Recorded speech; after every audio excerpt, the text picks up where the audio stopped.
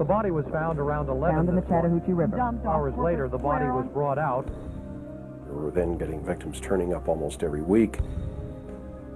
On June 21st, 1981, the arrest of Wayne Williams appeared to solve one of the biggest multiple murder mysteries in American history.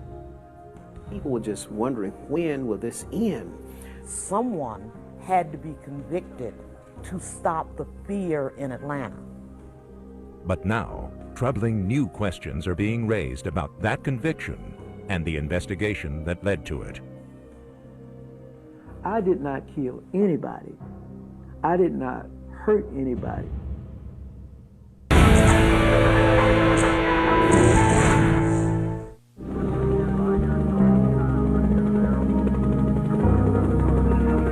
Action News is next on WSB-TV Channel 2. It's 11 o'clock and there's a curfew in Atlanta. Do you know where your children are? We do believe that the young boy is one of the 3 missing children from the Atlanta area. In the fall of 1979, the people of Atlanta, Georgia, confront a terrifying reality. Children in the black community are being abducted and murdered.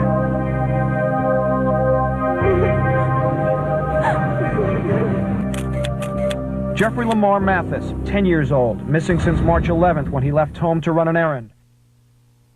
So I called Jeffrey, which was he was back in the back. And I said, Jeffrey, ma'am, I said, come in and go to the store for me and get me a pack of cigarettes. And I gave him $1. He went out the door, and I never seen him again. Across Atlanta, one grim case follows another.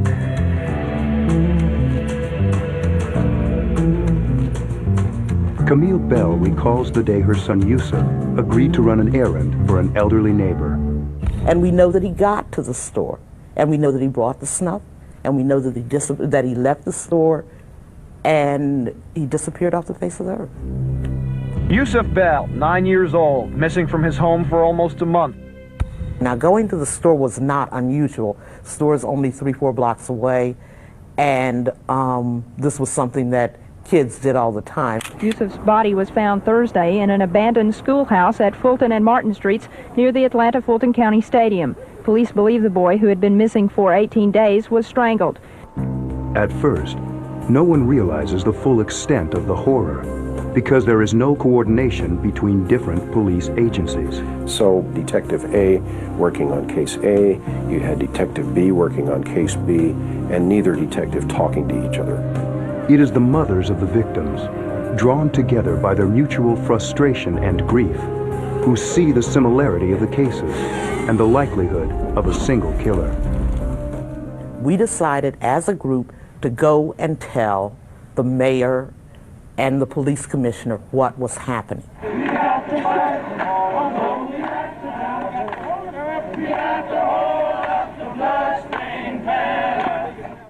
It was horrible because you had African-American elected officials who couldn't seem to get a handle on what was going on with the death of these children and some adults. And it was very embarrassing.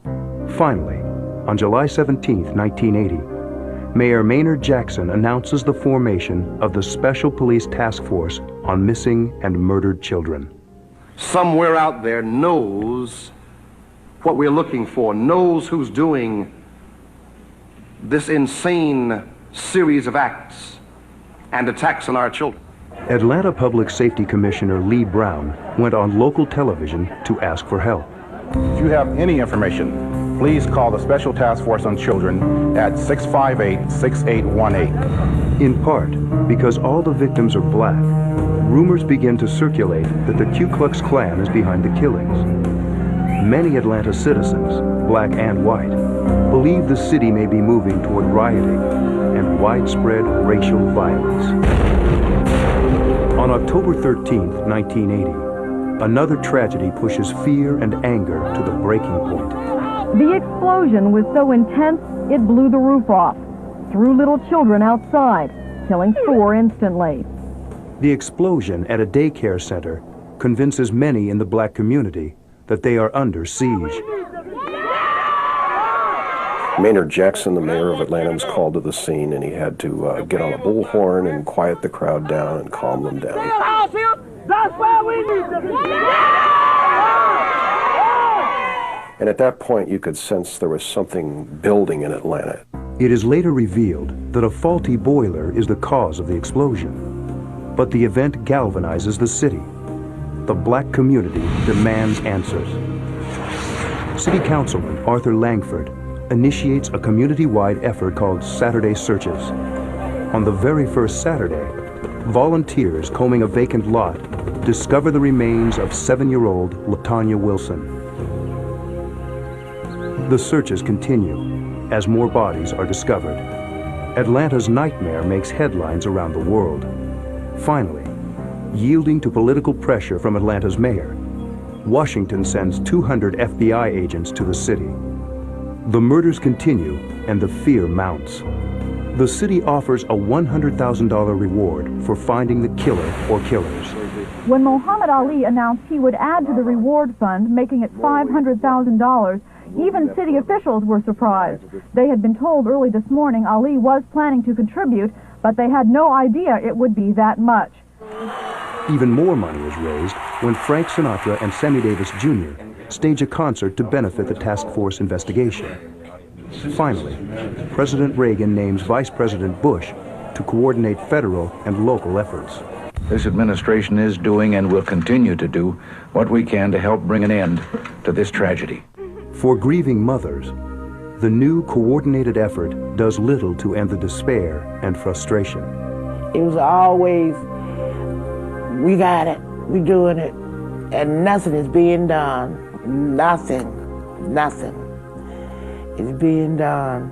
There was often little or no evidence at the crime scenes. In fact, most of the crime scenes that I recall having attended and having gone to investigate were cases where the bodies were, in most cases, severely decomposed. Then, in early 1981, the police announce a new line of investigation. They have begun collecting fibers found on the victims, looking for a clue that will link the victims to their killer or killers. About 2 hours later, the body was brought out. A medical examiner said it was a young black man in his early 20s. The fiber announcement may have alerted the killer. 4 more bodies are found in Metro Atlanta's Chattahoochee River. The task force list now stands at 27 victims. We concluded from that the killer was paying attention to the news reports and thought he was going to, by unclothing the victims, throwing them in the river, that this would cause us not to be able to find the same trace evidence.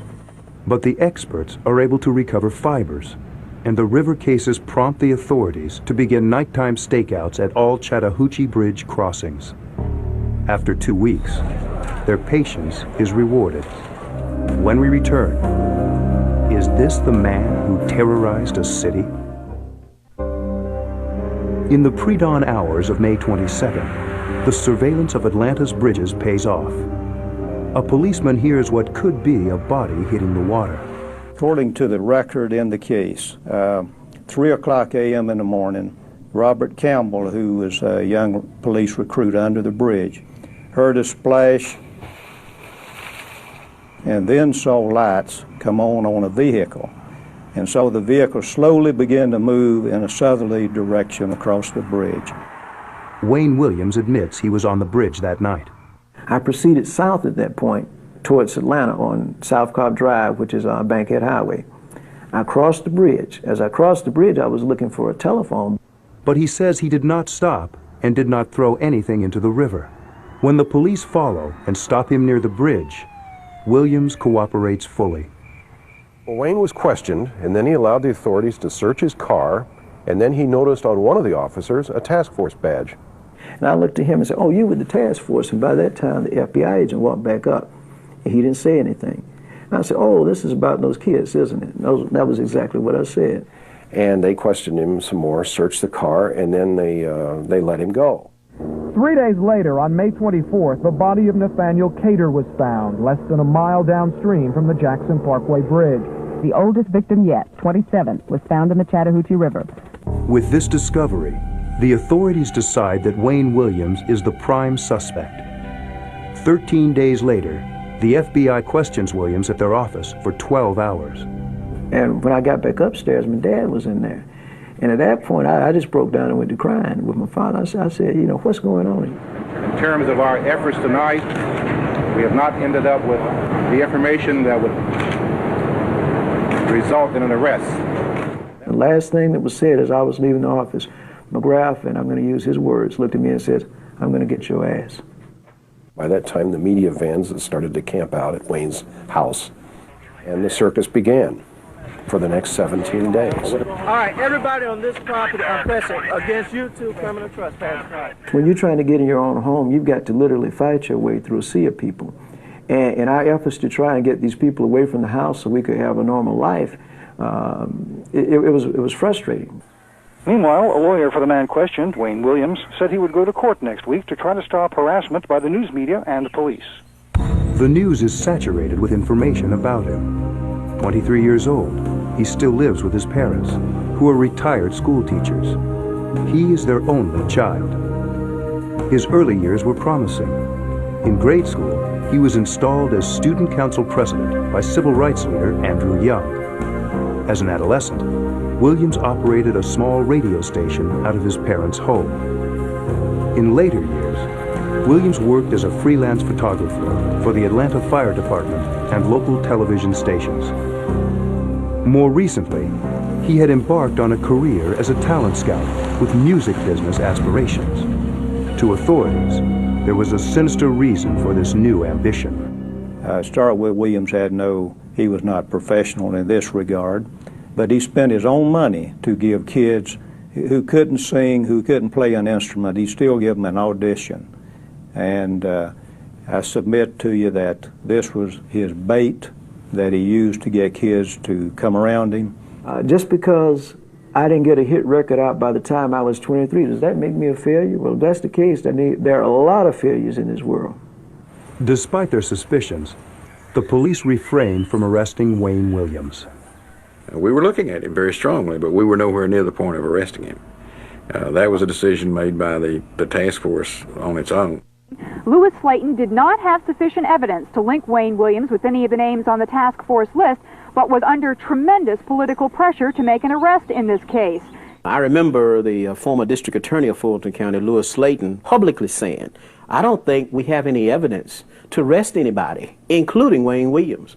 But he was basically told, if you don't do it, the federal government will do it. So they pressured the former district attorney to move on Wayne Williams. On Father's Day, June 21st, with the FBI and state government pressing, District Attorney Louis Slayton orders the arrest of Wayne Williams. When you hear those words, Mr. Williams, you're under arrest, I can't even describe how I felt. It was like time just froze. Everything just stopped at that point. And I can remember them telling me to go ahead and get myself dressed and all. My mom started crying and all. I can remember that. He is charged with the murder of 27-year-old Nathaniel Cater, whose body was found in the river 2 days after Williams was stopped near the bridge. He is later charged with the death of 21-year-old Jimmy Ray Payne. There was a lot of pressure on Atlanta, I think, to find somebody. Convention dollars are very important to Atlanta. A lot of corporations were canceling their conventions in Atlanta that following summer. Less than 7 months later, on January 6, 1982, the trial of the decade begins with the world watching. Williams' lawyers did not ask to have the trial moved from Atlanta. They believe he can get a fair trial here. In a surprise move, and in response to local hysteria, the judge allows the prosecution to introduce evidence of 10 additional deaths, alleged to be part of a larger pattern of murders.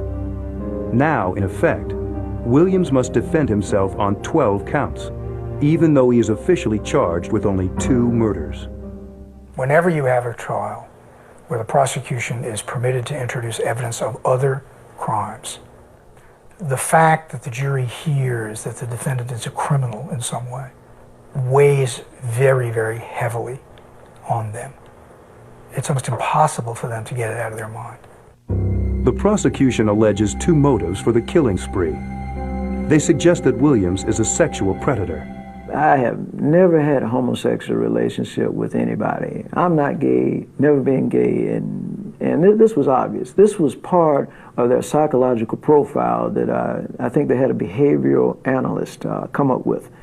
And what they did was they tried to go out and find any of these witnesses they could to say, well, we need you to say this about Wayne Williams, you need to say that. Nobody who knows me, that the prosecution knows me, ever testified that I was homosexual or anything else. The prosecution also claims that Williams is motivated by a deep loathing for other blacks. According to testimony, Williams felt that these victims were degrading to his race. Contrary to what a lot of people have said about me, I worked almost exclusively with low-income blacks. In other words, this garbage about, well, I hated my race, or no, that's ridiculous. For more than 2 months, the jury sits through evidence which is often complex and technical. Then, the day that no one there will ever forget. Williams takes the stand in his own defense. For 2 days, the jury sees a calm and collected Wayne Williams. On the third day, defense investigator Durwood Myers urges a new strategy. So Durwood sat down with me. He said, well, Wayne, I need you to be forceful on that witness stand. When he says something, challenge it. I remember watching the jury when he testified this way, on cross-examination. Every eye was on Williams. He came out fighting. He was combative, argumentative. He called the police names, referred to me in a derogatory way. In my heart, I honestly think if that incident had not have happened on that witness stand, I wouldn't be sitting here right now. On February 27, 1982, the jury finds Wayne Williams guilty of murdering Nathaniel Cater and Jimmy Ray Payne. That after 9 weeks of hearing evidence, the jury in this case was out and deliberated only one day, and came back with a verdict. They were convinced beyond any doubt of his guilt. He begins serving 2 consecutive life sentences. Shortly afterwards, 24 murder cases are officially closed and attributed to Wayne Williams, but not without public outcry. Parents came forward at that point and said, don't just close the case. If you believe he did it, try him for them. And they said they didn't want to waste the taxpayers' money. The blanket closing of the books, I think, is what created so much outcry among families of these children. The authorities are trying to close the books, to have the media attention focused away from Atlanta on these negative killings. The closing of the cases effectively branded Wayne Williams the Atlanta child murderer. When we return, why many believe Wayne Williams was framed. One fact seemed to confirm the guilt of Wayne Williams. After his arrest, it appeared the killing stopped. The killing stopped. Practically stopped dead in his tracks. So I say he was the man. Dr. Joseph Burton, chief medical examiner at the time for DeKalb and Cobb counties in metro Atlanta, says it's not that simple. But by no means did the deaths of young black children and young black men stop with the arrest and conviction of Wayne Williams. I would say that there was a change in profile in the finding of bodies of deceased young people around Atlanta. But others argued there never was any pattern, that the list compiled by authorities was arbitrary and meaningless. The only thing that was common among all the victims on the list was they were black. Chet Dettlinger was the former assistant to the Atlanta chief of police. Well, in this case, if you look at it real strongly, you had victims who were shot, you had victims who were strangled, you had victims who were stabbed, you had victims who were bludgeoned, you had victims who were suffocated, and most of them were, quote, unknown. They don't know how they died. Dettlinger and Los Angeles Times reporter Jeff Prue wrote The List, a controversial book that attacked the task force list. There was no pattern per se that I could really see other than that they were dead. Even public officials had doubts about the way the list was being compiled. Dick Hand was the public safety commissioner for DeKalb County at that time. The list that was created by the task force, in my own personal opinion, was an artificial list. I never felt that all the people involved on that list were directly related to Wayne Williams. I think there were cases on there that should have never been on the list. There was no single factor, no smoking gun or no signature that said this case and this case and this case are people that have been murdered or killed by the same individual. But the list served the prosecution's purpose. It was a way to link the killings to each other and to Wayne Williams.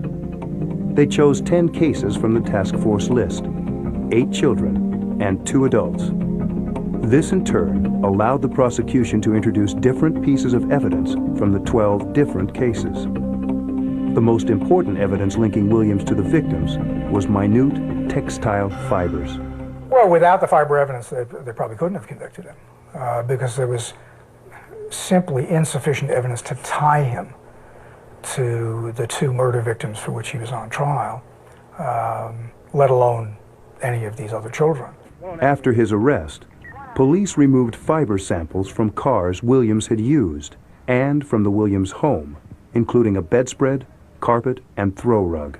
Fibers are not the basis of an absolute identification by themselves. Now, at some point in time when you have multiple fiber matches, you reach a probability, even though you can't determine a number, where it's so small that it essentially is an identification. But in its eagerness to establish fiber matches, the prosecution blundered. They claimed fibers found on victim Charles Stevens proved he had been in 2 cars driven by Williams. The defense proved that neither of the cars was in Williams' possession when Stevens disappeared and was found dead. One was a 1970 Chevy station wagon. Charles Stevens disappeared on October 9th, turned up dead on October 10th. The Williamses didn't obtain the 70 Chevy station wagon until October 21st. And October 21st was the date that the Williams had picked up the car from a relative in Columbus, Georgia. By the time they obtained that car, Charles Stevens was already in the ground. I can always see how a fiber from a vehicle that had been in your possession sometime in the past might have gotten transferred to a victim, but I could never understand how a fiber from a vehicle you hadn't bought yet could get transferred to a victim who's already in the ground. I could never understand that one, but that happened in this case. The other car was a 1979 Ford LTD. The defense proved that this car was being repaired at a local dealership when Stevens disappeared. So Wayne Williams couldn't have had the car at the time of Stevens' disappearance and death. The FBI's fiber expert now concedes he was wrong. Based on everything that I know right now, that match was incorrect in the sense that those fibers did not come from the 1979 Ford. But there was another fiber match, one the defense could not so easily discredit. This fiber, called trilobal because of its distinctive shape, was found on 10 of the victims. Samples taken from a green carpet in the Williams home were also trilobal. The distinctive fiber was manufactured by the Wellman Company of Dalton, Georgia. The Wellman fiber in the Williams case was unusual because of its cross-sectional shape. Different manufacturers use different cross-sectional shapes in their production so they can recognize their fiber. And in that particular case, the shape that we were seeing before we even knew that it was a Wellman fiber, I recognized as being highly distinctive and something that had not been seen before. The prosecution claimed the green trilobal fiber had been used in only a small number of Atlanta area homes. I went to Wellman and talked to the folks up there, and what I found out was, first of all, they questioned only about the carpet found in Wayne Williams' house. At the time that these crimes were committed, there was, in my opinion, very little carpet like the Williams carpet in the city of Atlanta. Wellman made 3 or 4 or 5 different rugs with the same fibers as the Wayne Williams rug. But more importantly, they didn't count the commercial fiber, which went in apartments and bowling alleys and businesses and every place else. So what they made sound like a very, very small number of possibilities was actually much broader than that. But there were other problems with the physical evidence as well. When police found a type B blood speck beneath Williams' car seat, it matched none of the victims. The prosecution was left with only one choice: add another victim to the list. And it dawned on the authorities that they didn't have any type B victims. in their list. So they went out and got a 28-year-old stabbing victim who had died in April of '81, named John Porter. And he had been stabbed in downtown Atlanta, and he was a type B victim, and they went ahead and added his case not only to the list, but to the pattern, the 10 pattern cases. He had fibers on him, so the question was, do you use it or do you not? It appeared to be similar. We used it. It's sort of like the fiber evidence. It could not stand alone to link Wayne Williams or anyone else to a particular crime. By itself, it would mean nothing, basically. When we return, has an innocent man been behind bars for more than 20 years?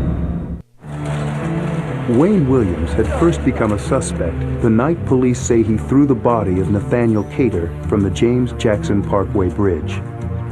If Williams wasn't disposing of a body, what was he doing on the bridge at 2:50 in the morning?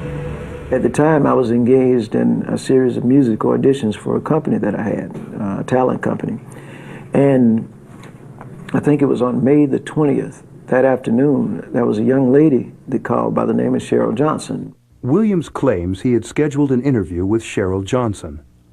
On the night he was stopped by police, he had been at a nightclub.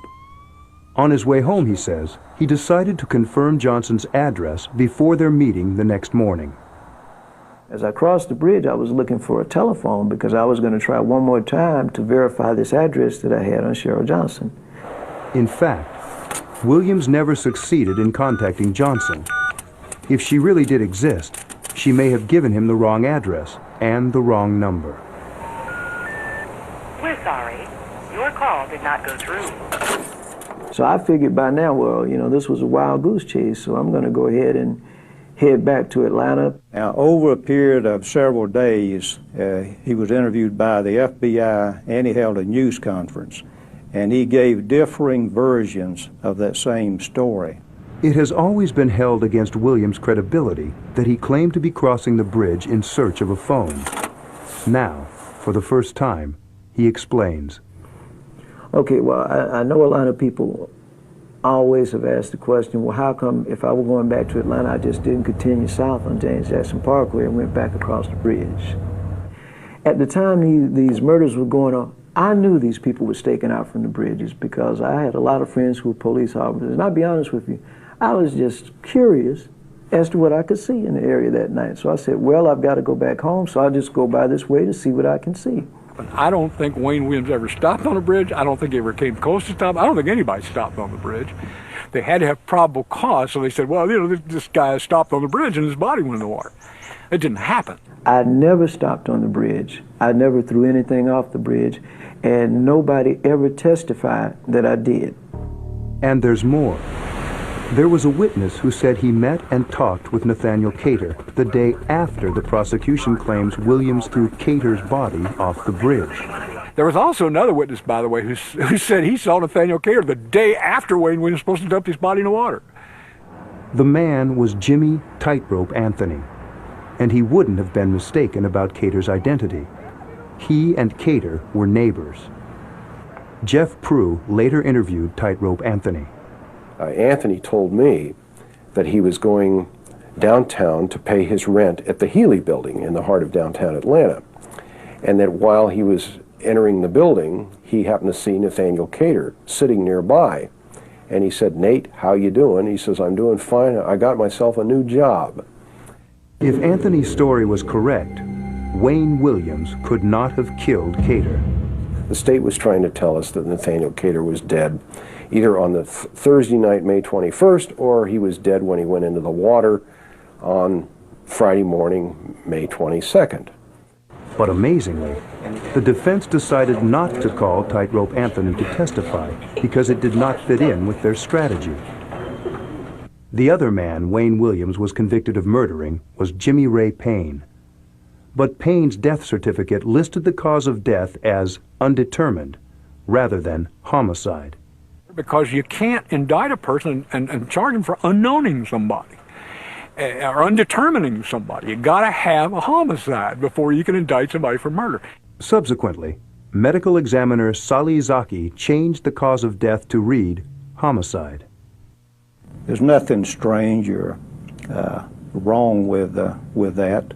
documents are amended or changed when need to be. In other words, he never changed his opinion. On the death certificate, it was down as undetermined. On the autopsy, which he had done, which was his official report of it, it was down as homicide. It was never down as homicide. In that report, it states that Jimmy Ray Payne died of asphyxia, which means he stopped breathing, by undetermined mechanism. That doesn't say homicide. During the trial, the defense questioned the medical examiner and got him to admit Payne might not have been murdered after all. And finally, under cross-examination, he says he couldn't rule out accidental drowning in Jimmy Ray Payne's death. For many, the deaths of both Cater and Payne remain mysterious. But if Wayne Williams wasn't the Atlanta killer, then who was? When we return, another death and another suspect.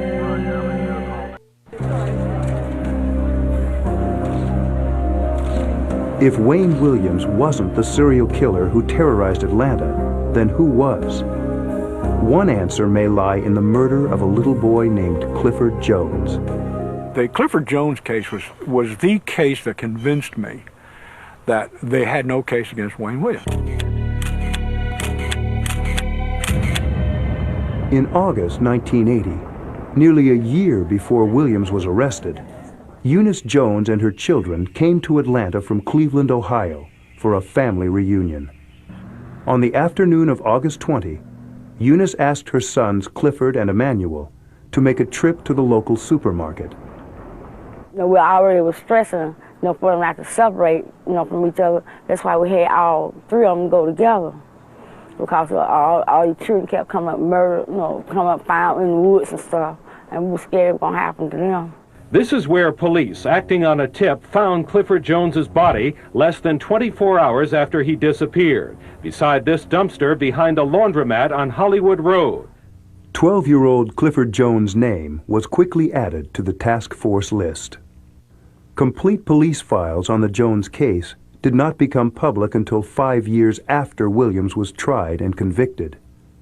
The files reveal another suspect, a suspect the police and the FBI knew about, but the jury in the Williams trial did not. What we didn't know was that the police were able to question eyewitnesses. They were able to even question the suspect in this case, who was not Wayne Williams. He was a 29-year-old black male named Jamie Brooks, who ran the laundromat and lived in a back room behind the laundromat. One of the eyewitnesses was a young man named Freddie Cosby. He told investigators he saw Jamie Brooks and another man named Calvin Smith sexually assault and kill young Clifford Jones. He said they took him in the back room and they got him in the butt and he started screaming, and they tied a yellow rope around his neck and they pulled on that rope until one of them said, "He's dead." Two additional eyewitnesses who lived in a cottage immediately behind the laundromat saw Jamie, or someone who looked like Jamie, wearing a hooded robe. And he was carrying something heavy draped in his arm, and it was wrapped in plastic. That's what they said. And so we thought it was strange because he walked right past the dumpster right behind the laundromat, and he walked past it, and he walked on down to the next dumpster. And he laid it out there in front of the dumpster. Then he disappeared around the corner. People across the street who saw the person from the laundromat carrying a bag to a dumpster, and they may well have seen a person carrying a bag to a dumpster. Detective Sidney Dorsey was present when eyewitness Freddie Cosby was questioned. Despite some inconsistencies, he remains convinced of Cosby's reliability. Based on the evidence that I heard given by Cosby and those who gave us testimony, even though it wasn't a positive identification, out of it been very comfortable in arresting Jamie Brooks and bringing him to justice. Jamie Brooks and Calvin Smith had been questioned. They had to lie detector tests. They found all of them. But then they let both of them go. They knew that he had killed my baby, and they let him go. Because it looked like he was a very good suspect, and then everything that looked good didn't exist. it simply fell apart and nothing matched as far as that person being a suspect. Well, you know, I mean, I don't know what other kind of evidence you need to at least charge a guy to murder. I mean, you talk about probable cause. They had plenty of probable cause. But what they said, they came up with a story that, well, the witness wasn't believable because he was retarded. He wasn't retarded because he named everything on my son's body, from his sports shirts to his sports shorts to his blue jeans up under his sports shorts to his green and white tennis shoes. There was a telling piece of evidence tying the murder of Clifford Jones to many of the cases: the unusual green trilobal fiber. This green trilobal fiber found on Clifford Jones was the same fiber that they used against Wayne Williams in the Nathaniel Cater and Jimmy Ray Payne cases. The jury never heard anything about Clifford Jones because the prosecution chose not to make him one of the 10 pattern cases. Had it been one of the pattern cases, they would have been able to put witnesses up on the stand who said, I saw Jamie Brooks strangle this boy, and that would have toppled their case like a house of cards. In March of 1981, Jamie Brooks was imprisoned on an unconnected rape charge. In 1987, he died of AIDS. Strange thing, Jamie Brooks went to the penitentiary about the time these murders stopped. Isn't that interesting? You know, everybody says, well, Wayne Williams went to jail, his murder stopped. Well, when Jamie Brooks went to jail, murder stopped too. Clifford Jones' mother and brother do not believe the death of Jamie Brooks really closed the case, or that justice has been done. But, you know, being deceased does not justify what they did while they were still here. And they really need to be brought to justice. That's the only thing I'm fighting for, is for it to be brought to justice. And so my brothers can rest, you know.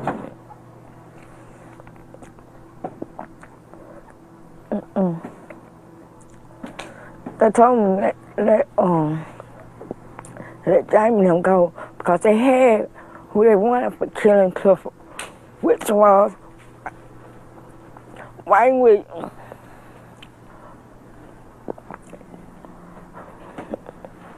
Wayne Williams ain't doing no time for killing my child. He ain't doing no time for killing now child. When we return, will the full truth ever be known about the Atlanta murders? The conventional belief, even today, is that Wayne Williams is the Atlanta child killer. But it may not be that simple. We still don't know where, when, how, or why these victims died. There should be no conclusion except that there was only one person that could have and did murder these victims, and he had been convicted. It's been upheld by the highest court in this state, and we now need to let it rest. One man does not wish to let it rest. In 1983, Justice George Smith was the only member of the Georgia Supreme Court who voted to give Wayne Williams a new trial. There just simply was not a common thread that ran through all 10 of these cases compared to the two. One of the first things is these were both adults, so they were using the children to prejudice the jury against the defendant because the two that he was being tried for were adults. We've got witnesses who've been discredited, witnesses who've recanted.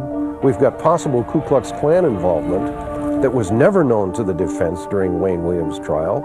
And we've got stronger suspects that were involved with some of these victims, suspects who are known child molesters. So you have to ask yourself, or I had to ask myself, how does one person, how does a Wayne Williams get 27 people together basically in isolated instances, manage to overcome all of them without obvious sign of any physical trauma having been inflicted? You know, so it wasn't just fiber. You had fiber, you had the bridge, and this host of other little pieces of evidence, all of which I think the jury obviously felt showed guilt beyond a reasonable doubt. I think the court did prove it to the satisfaction of 12 people, and that's what was required. may very well be that Wayne Williams killed some number or all of these children, or none of them. We're never going to know that. I sincerely believe that the killers of those victims, the adults and the children, are still loose. I don't believe he did it no more than I would go out there and shoot somebody myself. I have never believed Wayne Williams killed not only Yusef, I don't believe Wayne Williams killed anybody. I think Wayne Williams is merely one of the last victims of the Atlanta murders. And I'm not saying anything I didn't say when I wrote my opinion. I would have given him a new trial then, I give him a new trial now. Well, I think all of those involved, from the mayor of Atlanta through the public safety commissioner, you know, they owe Atlantans, they owe these families, and they owe Wayne Williams some answers to questions that have never fully been resolved. Wayne Williams has been in prison since his arrest in June of 1981, when he was 23 years old. At this point, what has to happen is the Georgia courts or some court has to have the courage and the guts to stand up and say, look, we made a mistake. There is no pattern, as the prosecution alleged in this case. Nobody saw Wayne Williams kill or hurt anybody. Is Wayne Williams an innocent victim of injustice, or is he a killer? At least one man, Wayne Williams, knows for sure.